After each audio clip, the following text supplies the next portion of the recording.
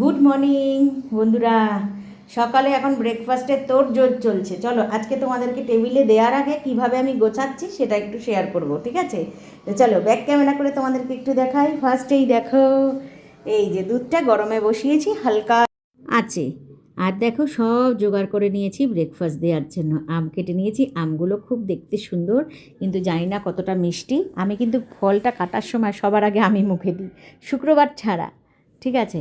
আমি আর এই ছাঁকনিটা দিয়ে কিন্তু আমি এগুলোকে চেলে ঠেলে নিয়ে, এটা আমার খুব সুবিধা হয় জানো, ছানা ছাকতেও কিন্তু খুব সুবিধা হয় এই ছাঁকনিটা, জানো। আর একটা আছে কাটা তারের, মানে এই তার কাটাটা আর কি। আর এই ব্যানানাটা নিয়ে নিলাম বাবাকে দেবো বলে, বাবা তো ম্যাঙ্গোটা অত খাবে না, সুগার আছে। সুগারে কিন্তু কলাটাও অতটা খাওয়া যায় না, অল্প করে খেতে হয়, অল্প করেই দিয়ে দেবো। আর ছেলেকে আমটা কিন্তু হাত দিয়ে, ছেলেকে দেখো মুড়ি দিয়ে দিচ্ছি।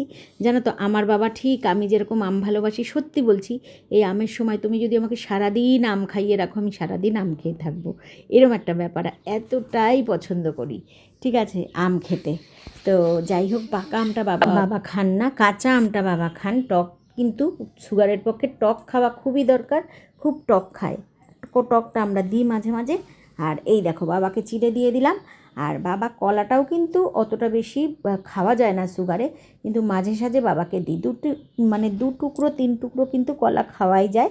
প্রত্যেকটা ফলই খাওয়া যায় জাস্ট টেস্টের জন্য। আর যেহেতু সিজনেবল ফল আম, সেহেতু বাবাকে আমি বলেছি তুমি সিজনের ফল তুই 1 টুকরো খাবে।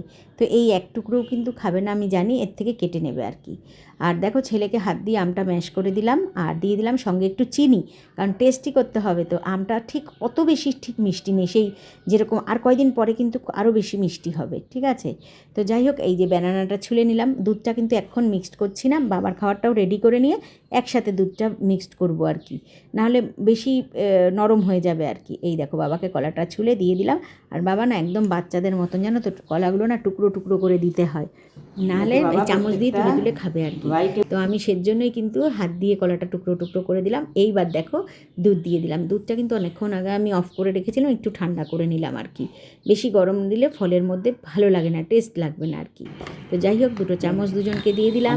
এইবারে গুছিয়ে নিয়েছি বন্ধুরা, দেখো এবারে কিন্তু আমি প্রেজেন্ট করতে চলেছি, ঠিক আছে?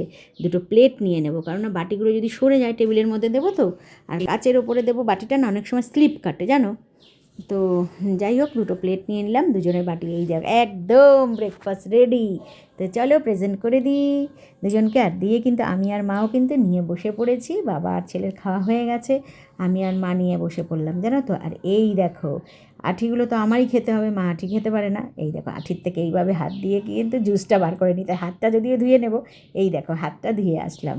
এবারে চামচ দিয়ে এটাকে খুব ভালো করে মাখিয়ে নিচ্ছি। তবে জানো তো বন্ধুরা, এই সব খাবার কিন্তু হাতেই কিন্তু বেস্ট। কী বলো তোমরা, আমার সাথে একমত কি না? কারা কারা একমত আছো কমেন্ট করে অবশ্যই জানাবে।